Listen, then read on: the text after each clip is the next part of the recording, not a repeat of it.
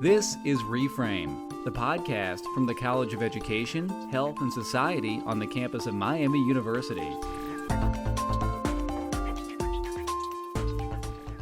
In this episode, we talk with Beth Miller, an assistant professor of Nutrition and Dietetics and a founding member of the Institute for Food, where she helps people gain access to healthy foods by linking together Miami's organic farm, the local food pantry, and various community gardening initiatives. So Dr. Miller, thank you so much for taking the time to be here today. Can you start by giving us a bit of background on your research and tell us a little bit more about what you study? So the big overarching is I do community-based participatory research, and the larger bucket of what I look at is obesity prevention. So looking at ways to prevent obesity in various populations, and most of them are marginalized communities, low-income populations, ethnicities, Hispanic population, African American, and looking at health disparities. So those folks that, fall into those categories generally are the ones that have the health disparities.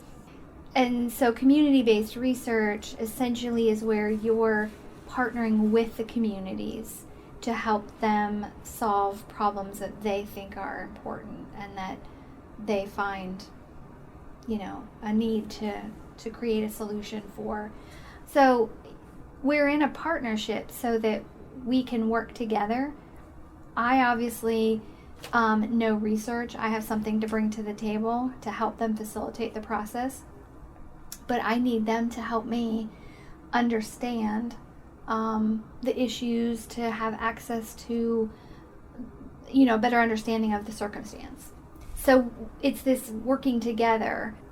What I love about it is it's truly the translational research. That's the piece that I do, is more of that translation into a real world community, into a real world population. Let's see what kind of behavior change can happen through education, through skills development, capacity building, to have them facilitate the change. So it's not like just knowledge that just goes into an academic journal and just sort of stays there forever. It's sort of that bridge that actually brings that knowledge into like a real world situation or a setting. Right. And the other exciting part is that we have this co-creation of knowledge. So I know what I know through what I've learned through academic journals, books, my experience, but then the community has their own sense of knowledge about what will work in their community, how their community functions. And what is it about low-income families that actually does lead to unhealthy lifestyles? I know we've heard a lot about that connection, anecdotally maybe, but can you spell it out for us? Like what is it that they struggle with regard to being healthy when a family might be low-income? Well, one is the actual limitations of budget.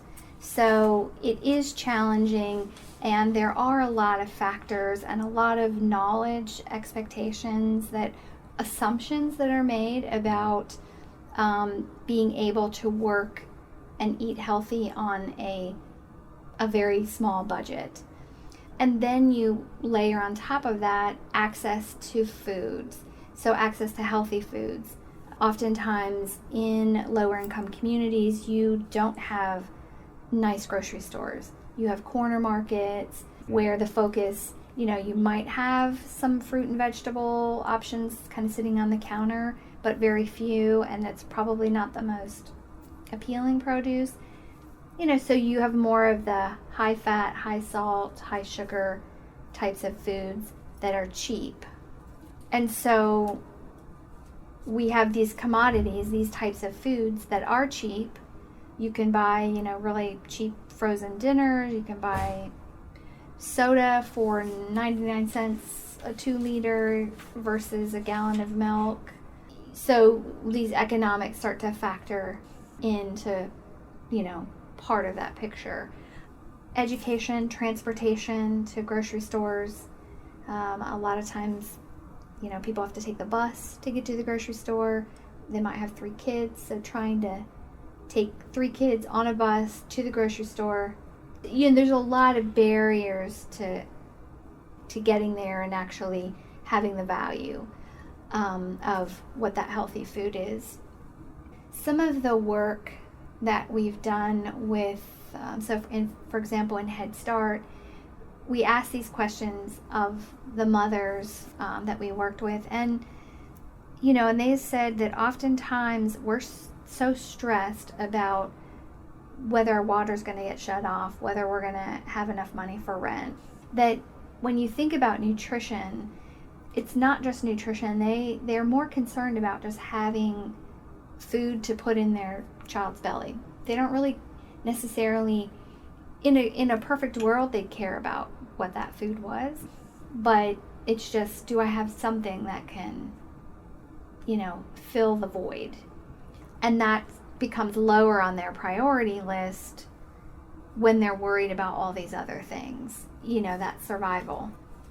Are there some things that people can do to help? I mean, in general, even if you don't know the specific situation of a family or where they live in particular, what are some things that you can tell people to do to improve their situation, or that could help if they're struggling in various ways? Well, I think one of the things is being knowledgeable about what other services. So if that example of the woman that I used, if she has preschoolers or young children, if she's on food stamps and the kids can get free meals at school, the preschooler can have access to preschool that includes meals. You have WIC, the Women and Infants Children's program that provides healthy foods like a debit card where they can buy orange juice and cheese and cereal and milk. So it's knowing what resources would help them access healthier foods, and then also doing shopping tours with how do you shop on a budget. So educating them on, here's how we can make choices on a budget and have some healthier options. Is part of it too about maybe switching people's perspective on what eating healthy means? Or, because I feel like processed foods are so ubiquitous. They're just everywhere. I think a lot of people don't even realize how unhealthy certain foods can be. Or, is it about educating them on why they should choose one certain type of food over another? Right, and then to complicate that sometimes, so the fruits usually aren't a problem. Some of the vegetables, if you're refrigerating, we have another factor of sometimes they don't have refrigeration. Sometimes they don't have a full stove. They're working out with a microwave or a toaster oven, and that's the kind of equipment they have to do cooking with. So again, some of those are other factors that factor into what these meals like, what kind of food is prepared, and why people go towards processed foods that are ready to eat rather than having to be prepared. I feel like, if there's one thing that constantly trips me up is the convenience factor. I mean, if we're so busy throughout the day, it's so easy to grab something processed or fast food or whatever it may be. Yeah, and it becomes, again, that shift in wanting to do something different and making the healthy choice an easier choice. That's important, so if we want people to eat healthy, it has to be also easy and convenient as well. That sounds almost like it might take a whole change in the way the system works. Mm-hmm. Like even a deeper cultural change. And they do have programs. So retailers that are in low-income communities have programs where they're incentivized to offer more fresh produce at a lower price than some of the other, and then they're subsidized for that, and they're provided incentives so that they don't lose money trying to carry these healthier foods, because that's the problem too. It's like, if you look at the small business person in these communities, they'll say, well, this is what sells. Right. So if you can have them promote healthier foods at a cheaper price, then it starts to create that shift a little bit.